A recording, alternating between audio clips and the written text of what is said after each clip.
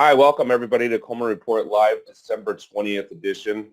I am Joseph Coleman. I'm sitting in for Bob today. Today we have special guest Lance. Welcome back, Lance. Good to see you. Happy holidays. And John Riosti, welcome back. We have some big news. We published this after the show on Friday, but we wanted to put this to bed. This is Carrie Agee's and her fellow defendants.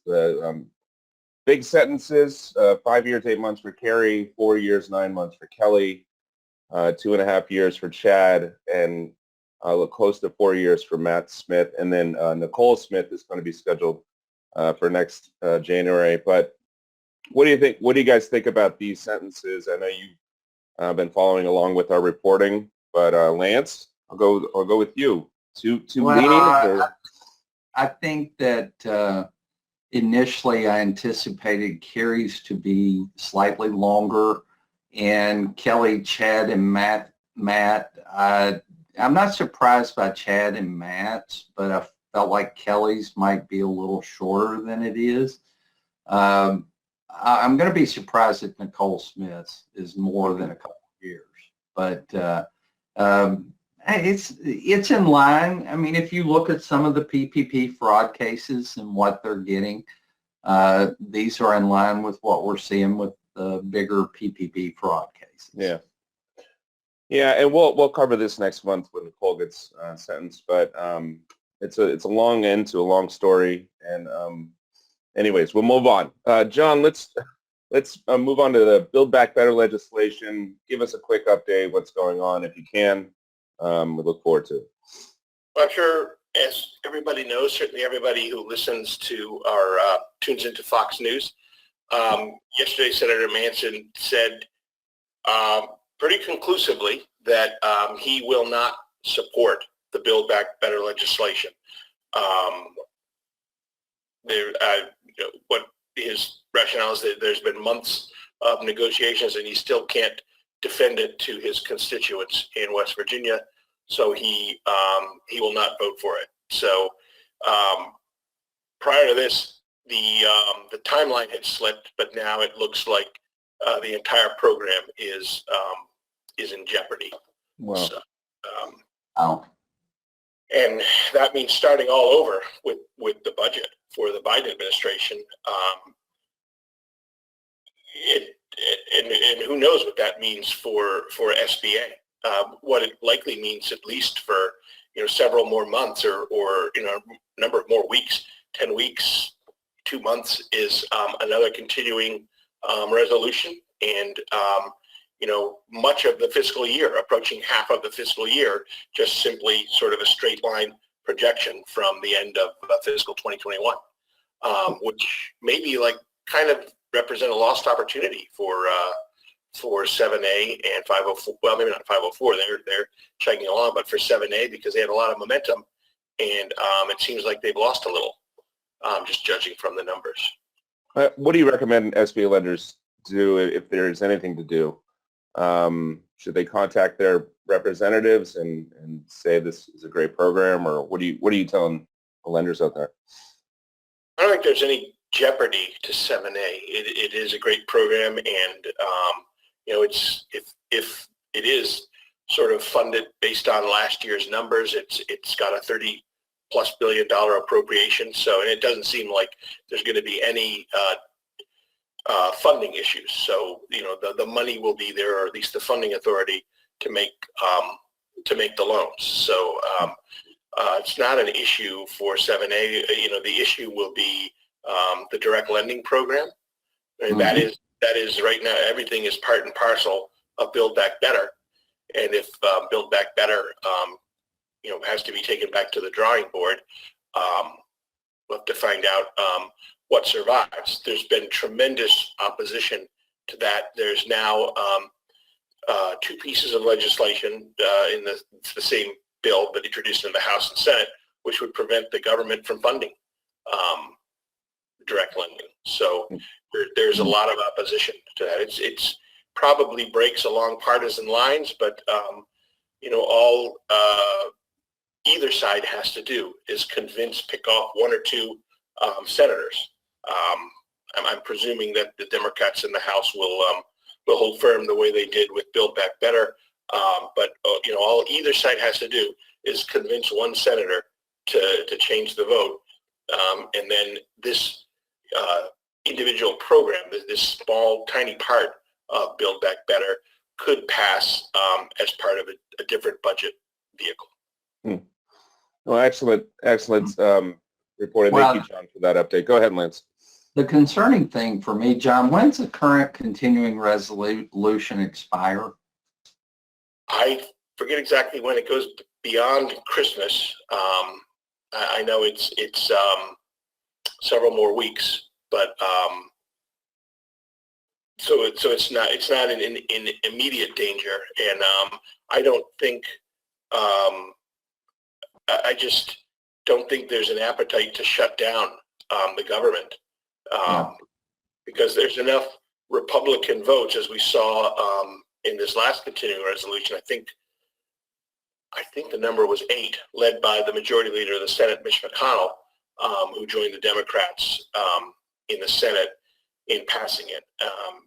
This is saying through February 18th, 2022. Okay, February 18th. I should have known that. So I don't think there's any danger of that. It's just the budget is going to it's just sort of a straight line projection. You lose all of the enhancements of last year, and there's really not much time to do anything one way or the other to sort of supercharge the program or make any refinements or adjustments, improvements that it might need in 2022 and going forward. Well, the thing that I always worry about, John and Joe, how many continuing resolutions will they pass? Because it sounds to me, John, like they'll have to pass an extension to the current continuing resolution, given the inability to agree. So anytime you have to pass a continuing resolution to keep things open, could there be opposition to, could there be a potential government shutdown in February if they don't agree? There's always, you're right. What it does is create the option for a government shutdown every roughly 6 weeks. But as we've seen, since there have now been 2 continuing resolutions that have passed, there's a block of Republican votes in the Senate that will vote to keep the government open. Yeah, done it twice, and it doesn't seem like there's any reason why they wouldn't do it a third time. Based on the same rationale, just sort of straight lining from the 2021 agreed upon numbers. well, I think that historically, I seem to remember back during the last recession, there was a year when there were more than one continuing resolution passed, and eventually, they shut it down for a couple of weeks. So I'm not forecasting doom and gloom. I'm just saying pass the budget so we don't have to keep worrying about a continuing resolution. Yeah. Well, even if they do, it will probably be 6 months into the fiscal year when they finally finalize something. At least 6 into the fiscal year, and with an election coming up, what will be finalized is likely to look a lot like fiscal year 2021. Well, and the other thing, John, I'm sorry, Joe. John, you made a great point. The potential enhancements to 7A. We may go most of the way through the fiscal year before we see them.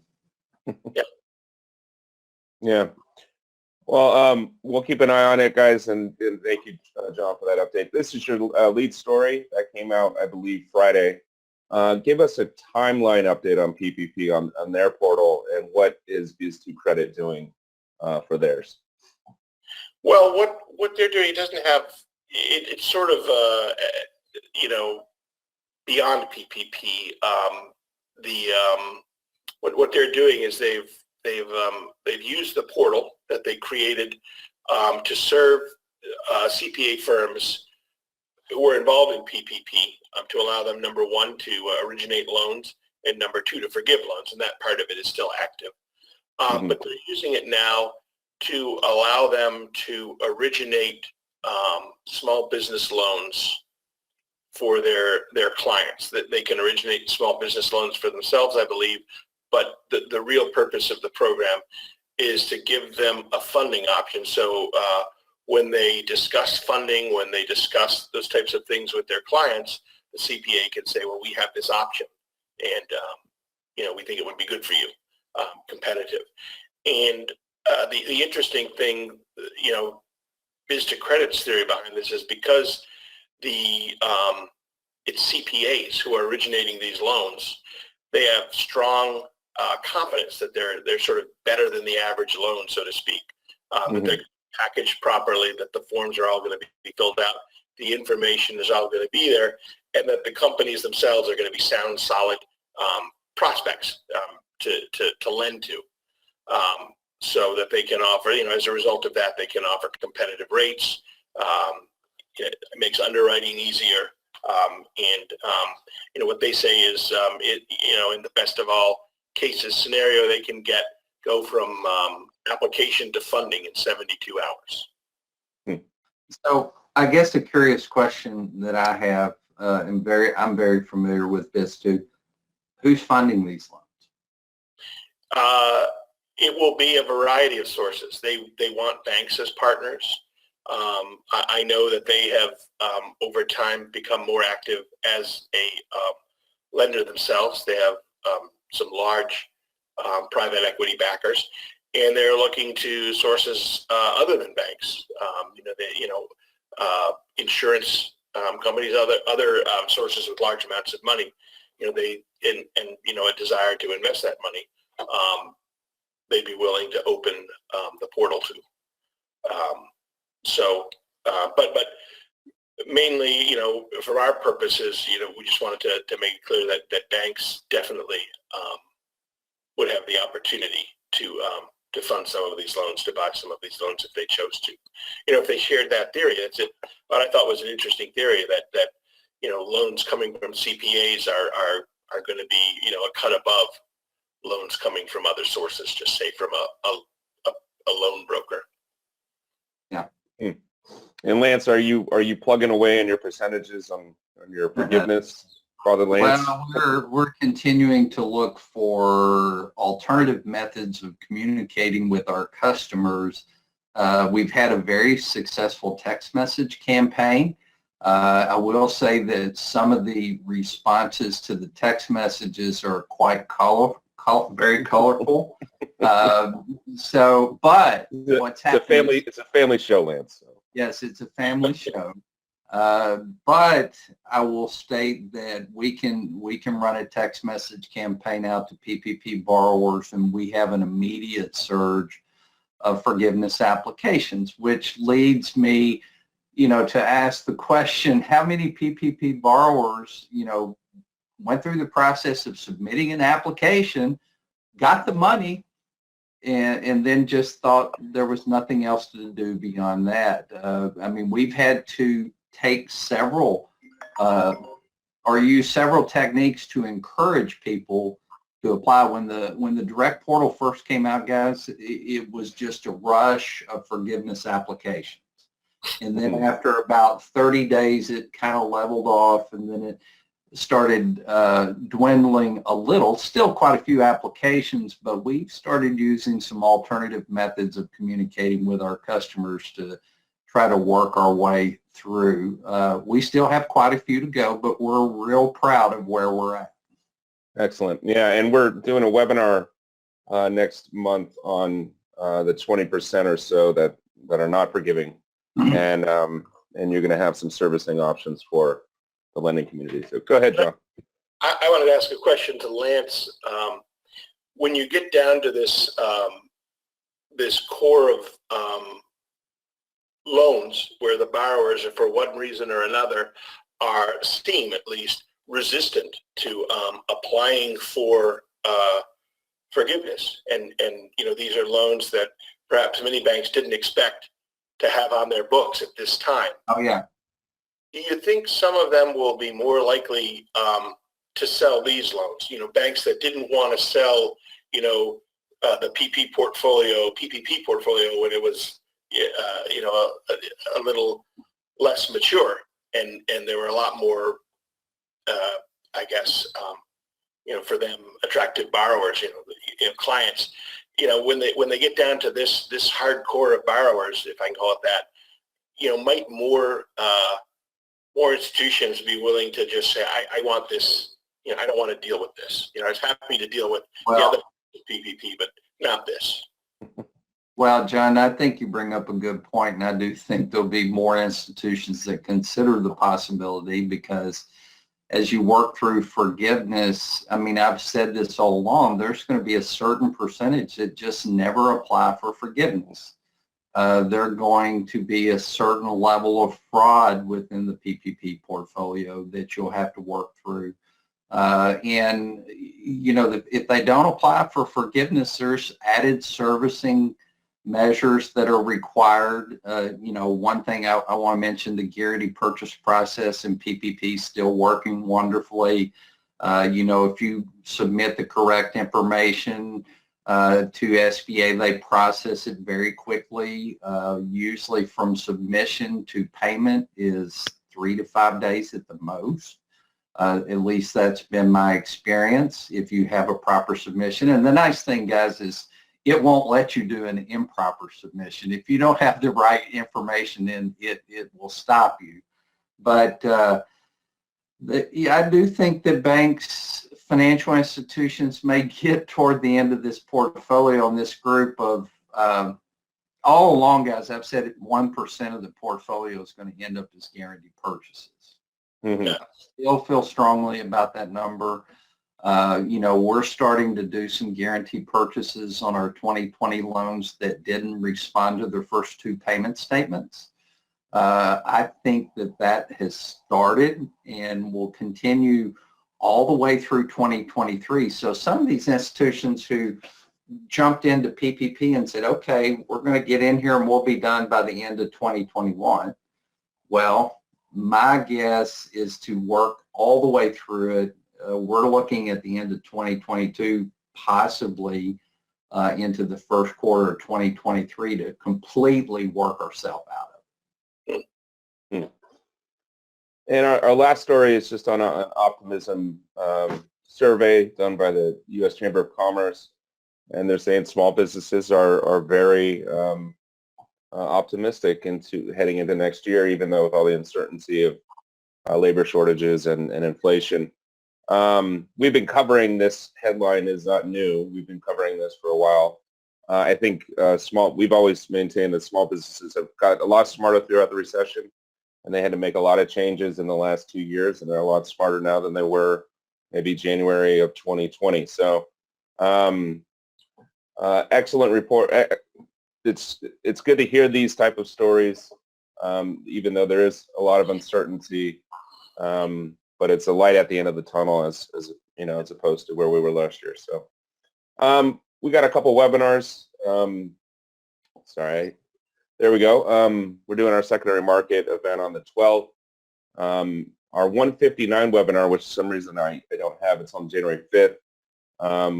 And these are the remaining. We're going to do about your PPP forgiveness servicing on the 13th, Lance, a California statewide lending program.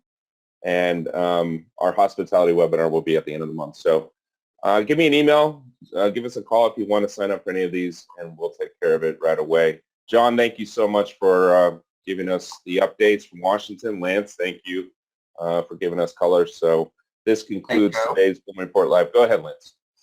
Are we going to be on next week at all? On Monday we will be on. Okay. We're off Christmas Eve, and then we're off on New Year's Eve as well. So I just want to wish everybody a very Merry Christmas. Absolutely. Yeah. Merry Christmas to everybody. Happy holidays. And we'll see you guys next Monday for Coleman Report Live. Thank you very much.